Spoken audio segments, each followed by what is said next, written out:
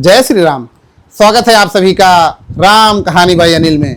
परशुराम जी लक्ष्मण को परसा दिखलाकर बोलते हैं, इसी परसे से मैंने अपने माँ का सर काट के अपने पिता के रीढ़ से उरीढ़ हुआ और तुम्हारा गुर रीढ़ अभी बचा हुआ है और इसी परसे से मैं तुम्हारा गला काट कर गुर रीढ़ खत्म करूंगा। तब लक्ष्मण बोलते हैं, धन्य है वह परसा जगजीत जिसका सुनकर नाम ही अबला हो भयभीत।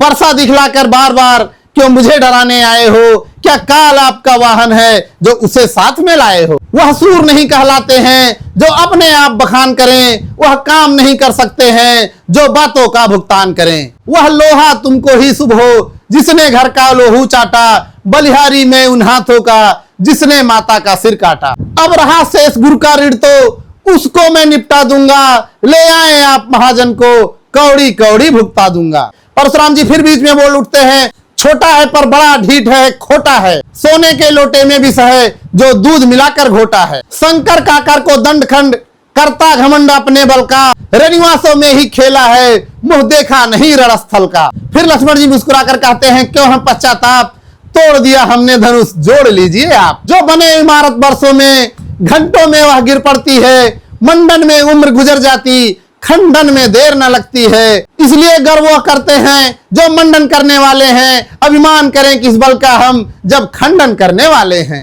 हाथी के निकले हुए दांत देखो तो कितने मोटे हैं, पर जिनसे ईख चबाता है वह तो छोटे ही छोटे हैं। रनिवासों के पाले वाले जब रण में पाले पड़ते हैं, उस समय काल भी सम्मुख हो उससे भी कुश्ती लड़ते हैं। परशुराम ने फिर कहा, बहुत कर चुका काट अब परसा पहुंचाएगा इसे मौत के घाट। धिक्कार भुजाओं पर मेरी जो इस पर नहीं प्रहार किया, है व्यर्थ कुल्हाड़ा यह मेरा जो इसका नहीं संहार किया।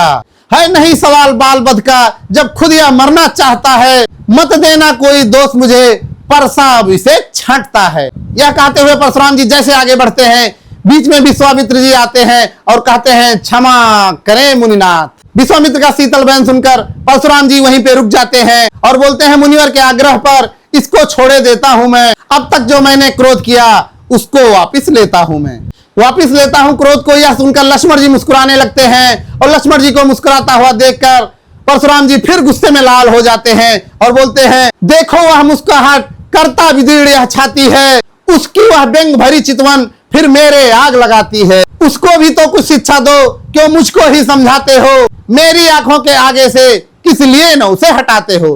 सियावर रामचंद्र की जय। अगर ये वीडियो आपको अच्छा लगा तो कमेंट में जय श्री राम जरूर लिखें और ऐसे वीडियो देखने के लिए मेरे चैनल राम कहानी भाई अनिल को फॉलो और सब्सक्राइब करें। जय श्री राम।